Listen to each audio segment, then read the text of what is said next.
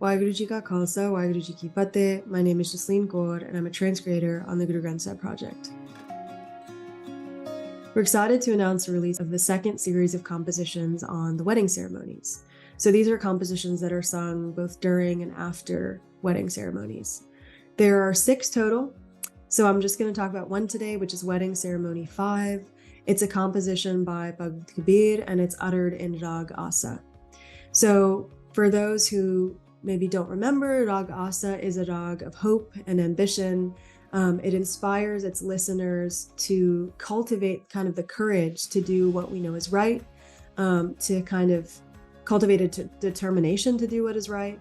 And so in that context, Bhagat Kabir is invoking a sentiment of determination about who he will be marrying.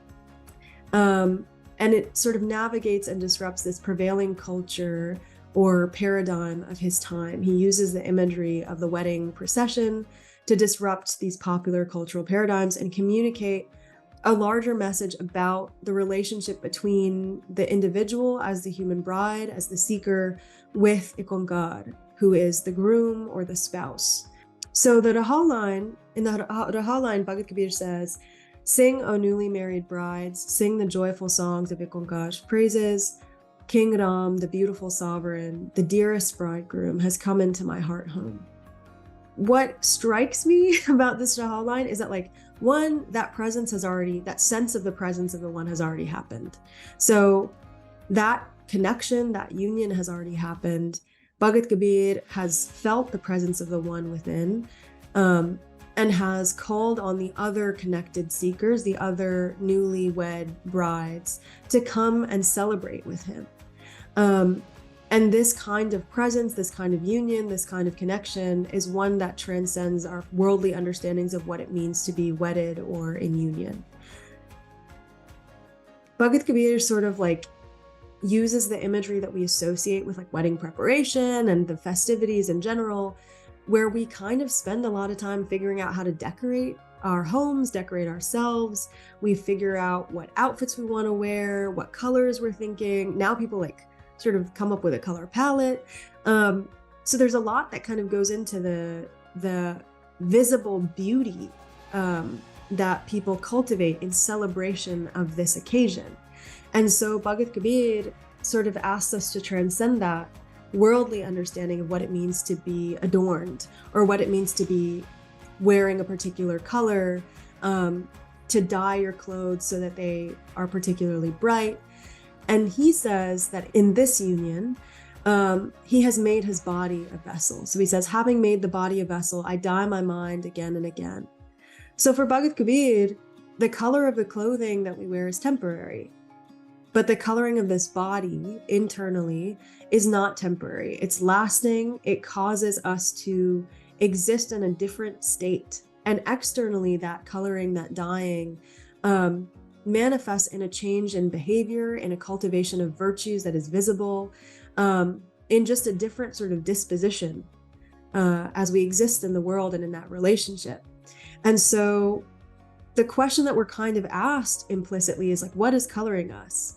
For Bhagat Kabir, the one coloring him is the Guru, implicitly, because the wisdom is what allows us to cultivate the virtues. It's what shows us how to live in devotion and in love of the one. And he's kind of asking us to reflect on that as human brides, as seekers. And he also says that for him, his wedding procession, instead of being made up of like particular family members or dignitaries or people, you know, this is also something that we kind of have anxiety about, like who to include in the wedding party, like, and for what reasons, and if we include this person, do we have to include this person, right? Like there's so much kind of anxiety that goes into that and thought. And for Bhagat Kabir, his wedding procession is made up of the 5 elements, of the 5 virtues that are always present within us, but that we have to kind of cultivate, we have to bring out of ourselves. And again, Bhagat Kabir says that his groom, his spouse, is the beautiful and sovereign IkOankar. He says that he's going to be making these wedding circumambulations with that beautiful sovereign.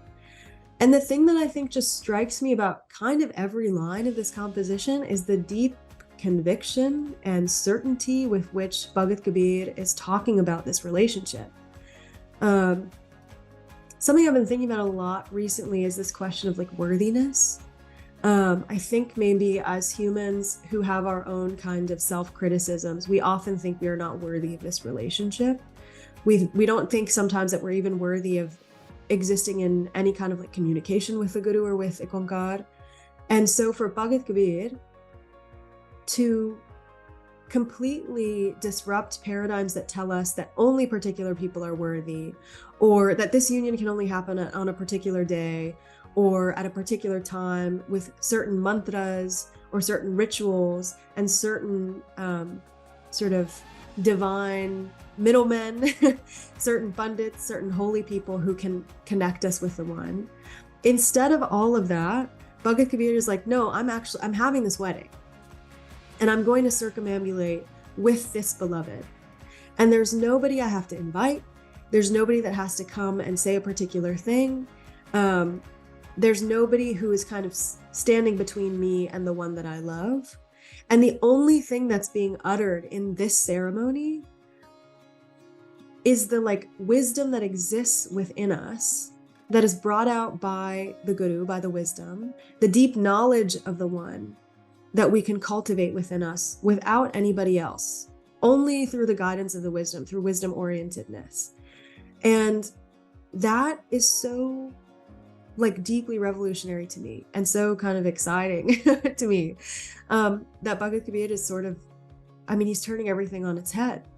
He also says like the people who come to watch this ceremony are kind of the most distinguished, the most supreme, celebrated beings, the ones who are in tune with the one, and they've come to witness this extraordinary union, this thing that is sort of miraculous, if I can use that word, this thing that has no explanation.